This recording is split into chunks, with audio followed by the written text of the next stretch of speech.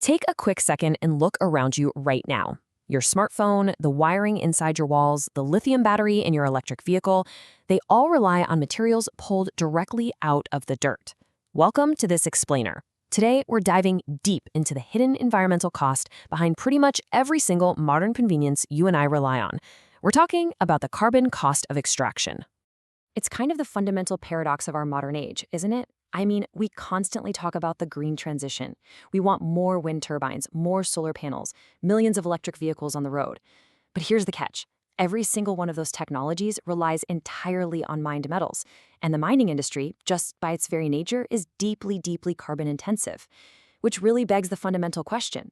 Can an industry built on extracting the earth ever truly be green? Well, let's look at the data.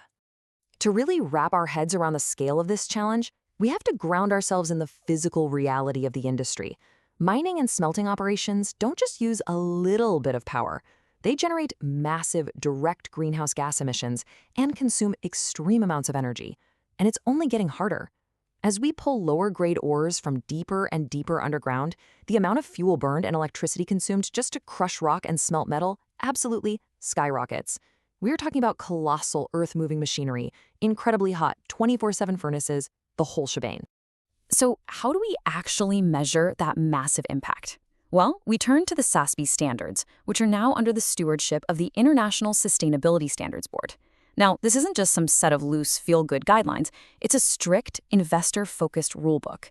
And this framework does something practically magical. It takes invisible, localized greenhouse gas emissions and turns them into cold, hard, trackable financial data. This is what allows investors to finally compare apples to apples when they're looking at the sustainability risks of different global mining giants. Okay, let's get into the specifics with Part 1, Tracking Scope 1 Emissions. The absolutely crucial starting point here is defining exactly what we are measuring. Scope 1 emissions are the direct greenhouse gases released from sources that the mining company actually owns or controls. We are talking about the literal diesel burned by those massive multi-story haul trucks on the site. We're talking about the direct exhaust pouring right out of company-owned refineries and smelting facilities, plus the fuel burned by the specific ships and trains they use to move the ore. Basically, if the company is directly burning the fuel, it counts as Scope 1. But the rigor of the SASB standard goes way beyond just carbon dioxide. Mining companies are strictly required to track a veritable alphabet soup of 7 specific gases covered under the Kyoto Protocol. Along with CO2, they have to meticulously account for methane, nitrous oxide, hydrofluorocarbons, perfluorocarbons, sulfur hexafluoride, and nitrogen trifluoride. Methane, for instance, can be a massive issue in certain mining environments, and it traps heat way more effectively than CO2. So you might be wondering, how on earth do you compare an ounce of methane to an ounce of carbon dioxide on a financial balance sheet?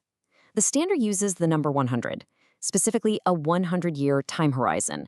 All those different gases we just looked at are mathematically leveled out to calculate what's called their global warming potential, or GWP, over 100 years. This basically converts everything into one single unified metric, carbon dioxide equivalence, or CO2e. It gives us a standardized baseline so companies can't just hide behind the complexities of atmospheric chemistry. Which brings us to Part 2, the price of pollution. Let's dive right into the regulatory squeeze. Tracking these gases is definitely no longer just a PR exercise, It is a critical financial survival strategy. The SASB standard explicitly names specific emissions limiting regulations, like California's cap and trade, the EU emissions trading scheme, Quebec's cap and trade, and various global carbon taxes. These systems put a literal financial price tag on every single ton of carbon a company emits. The box is shrinking fast for mining companies, and excess emissions are now directly eating into their profit margins. And notice how the standard meticulously pairs the accounting metrics for gross global Scope 1 emissions directly with the activity metrics for metal production. That's super important. You can't just tell your investors you lowered emissions if, behind the scenes, you secretly just lowered your overall production. This alignment guarantees total financial transparency. The data shows exactly how cleanly or dirtily a company is operating per ton of metal ore and finished product sold. And that leads us to this incredibly powerful quote straight out of the SASB documentation. It really hits the nail on the head regarding the core risk-reward argument of this entire explainer. Cutting emissions isn't solely some noble environmental crusade. It is fundamentally about operational efficiency. By reducing greenhouse gas emissions, mining entities are actively mitigating the financial effect of increased fuel costs and carbon taxes. It's about protecting the bottom line from volatile, ever-increasing regulatory costs. Let's shift gears to part 3, managing mining's massive energy. We've talked deeply about Scope 1, but we really need to clarify the difference between Scope 1 and Scope 2 energy to see the full picture here. So Scope 1 is the direct fuel combustion happening right there at the mine, the diesel engines and the furnace heat. But Scope 2 is the indirect carbon footprint. Think about it. Mining requires massive amounts of electricity to run rock crushers, conveyor belts, and huge processing plants. If a company buys that electricity from a local power grid, and that grid happens to be powered by a coal plant, well, that indirect carbon footprint is their Scope 2 energy footprint.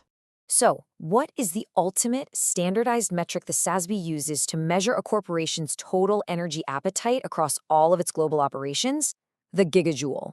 Whether a company is burning biofuel down in Brazil, buying grid electricity up in Canada, or running a massive solar farm in Australia, all of that energy consumption must be converted into gigajoules using gross calorific values. This gives investors one single, undeniable number that perfectly represents a company's total energy demand. Now, the standard actually requires companies to slice up their total gigajoules into a clear, concise ratio. They have to answer how much was self-generated, how much was purchased from the grid, and how much was genuinely renewable. Investors look really closely at this breakdown. Why? Because it reveals a company's vulnerability. If a mining operation relies, say, 90% on a local, fragile electrical grid, they are highly exposed to grid price shocks and local regulatory changes. Finally, let's look at the solutions in Part 4.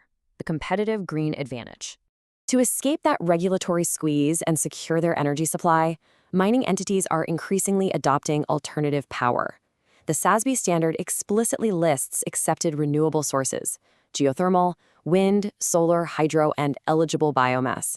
But, and this is an absolutely crucial point, they can't just buy green power and call it a day. No way. The standard strictly notes that to legally claim this renewable energy, the company must retain and physically retire the renewable energy certificates or guarantees of origin. They absolutely cannot sell those certificates to someone else. Otherwise, it's double counting, and the standard doesn't play that. All of this builds into the concrete steps the SASB requires companies to report on to prove they are actively managing their climate risk. First, they must transparently discuss their short and long-term reduction strategies. Second, they have to set a firm base year to measure against, stating clearly whether their targets are absolute, meaning overall emissions drop, or intensity-based, meaning emissions drop per ton of metal produced. And finally, they must show exactly how they are deploying capital to actually shift their energy mix away from fossil fuels and vulnerable grids. Put your money where your mouth is, essentially. Which brings us to our final thought for this explainer. We've seen how tracking emissions down to the absolute last gigajoule and the last ton of methane turns environmental goals into strict financial imperatives. So I want to leave you with this provocative question to chew on. While we often look to flashy new technologies or sweeping political treaties to save the environment, are rigorous, investor-driven accounting standards like the SASB the true catalyst for solving the climate crisis? By forcing real financial transparency, are we finally turning the world's most extraction-heavy industry green? Thanks so much for hanging out and joining me today. And as always, keep asking the big questions.